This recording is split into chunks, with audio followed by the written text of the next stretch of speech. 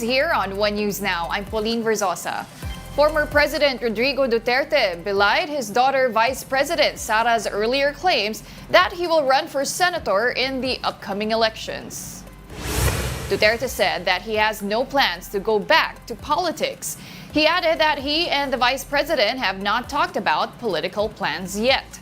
VP Sara earlier announced that her father and her siblings, Congressman Paulo Duterte and Davao City Mayor Baste Duterte, will run for senator. Ma'am, auntie, hindi na ako bumalik ng politika. Tapos na po ako.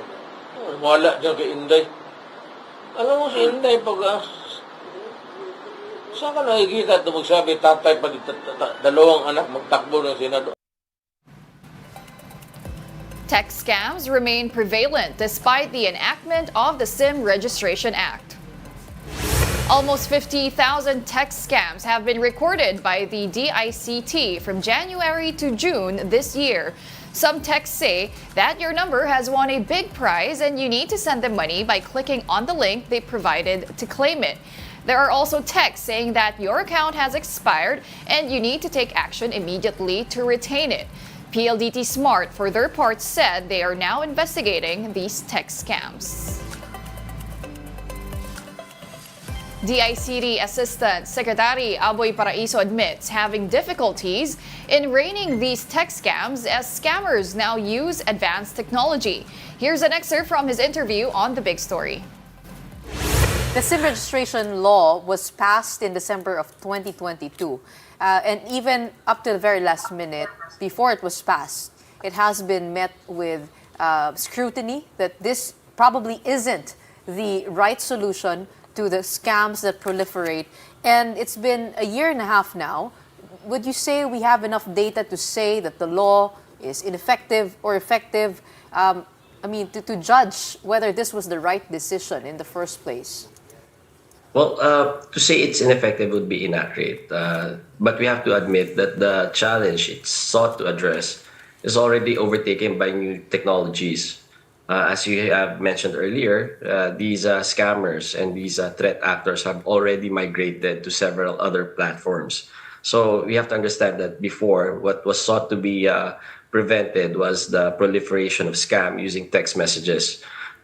SIM card. So the SIM card registration sought to take away the most prized asset of these scammers in their anonymity. But again, because of the advancement of technology, it's so fast that that particular problem was overtaken. Now they have migrated to several other platforms like OTTS, Viber, Messenger, and what have you. Has it helped at all, though? The SIM card Registration Act, has it helped curb it? No, anecdotally, we're in the all first place, pag ginagamit mo yung SIM card, it has helped. Because again, pag nakikita nyo na ngayon, whenever someone's calling you or texting you, you can verify kagad kung sino.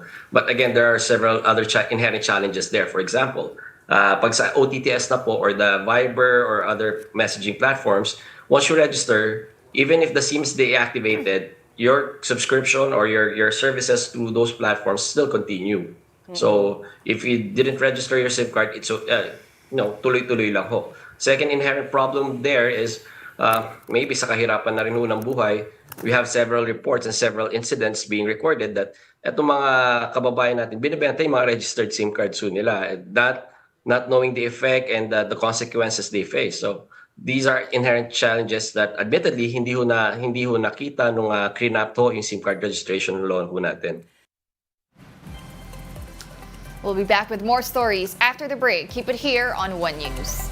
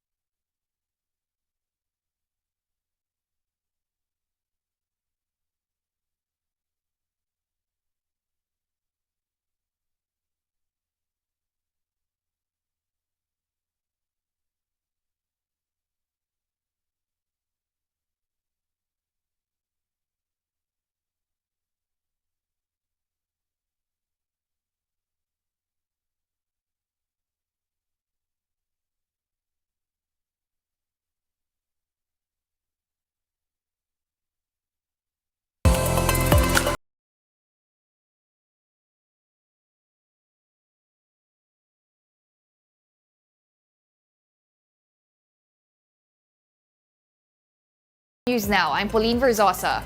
Two weather systems are primarily affecting the country.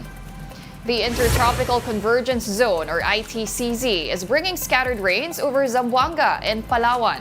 The ITCZ is where trade winds converge. Meanwhile, the easterlies, or warm winds from the Pacific Ocean, is causing isolated rains. Affected areas include Aurora, Quezon, Bicol region, and eastern Visayas. Metro Manila and the rest of the country may also expect rains due to localized thunderstorms. The Education Department will undertake a nationwide mapping of all private schools in the country to address public school overcrowding. DepEd explained the mapping can identify private schools that can absorb students from nearby public schools through targeted voucher subsidies. They will conduct the mapping of data with the Second Congressional Commission on Education, or EDCOM-2. Based on their latest data, the National Capital Region, Calabarzon, and BARM are the regions with the worst overcrowding of public elementary and junior high schools. Meralco will send 5 Filipinos to the U.S. and China to study nuclear engineering for 2 years. Amiela Nicomedos and Hener Atienza will study at the University of Illinois Urbana-Champaign in the U.S. Meanwhile, Kenneth Tulagan, Mark Justin Salas, and Mark Lawrence Seria will take the program at Harbin Engineering University in China. The 5 students are the pilot batch of scholars under Meralco's Filipino Scholars and Interns on Nuclear Engineering, or FISSION program. Meralco and One News under Signal are part of MVP Group of Companies. Many of us have dreamed of becoming pilots, and for some, that dream is still alive. Now, it's more affordable than ever at a cafe in Pasay where you can experience flying a plane through a simulation. Mobile Journal Merimon Reyes has the story.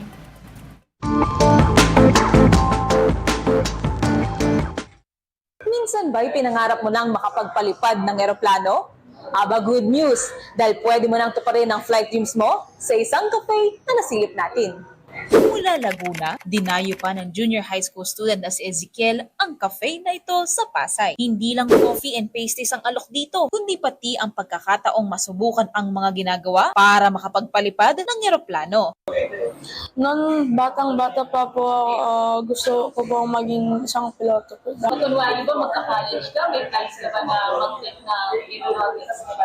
Oh, Ang One Aeroflight Sim Cafe, mayroong standardized flight simulator. Bago raw maging cafe, unang na-establish itong lugar noong 2019 bilang Aeronautical Engineering Review Center. At dahil mahilig din sa kape ang isa sa mga may-ari ng review center, naisipan nilang magdagdag ng kape at chibong. Kung duda kayo sa kanilang flight simulation, sinisiguro nilang truth to reality daw ang mararanasan dito dahil ang kanilang equipment ay siya ring ginagamit sa mga flight school. Kabubukas lang nila nitong June 8, pero marami na raw agad ang sumubok na piloto, aspiring flyers, at kahit pa ang mga bata. Tulad na lang ng naabutan natin na flight student na si Leo Malco na mukhang aprobado sa kanya ang simulator.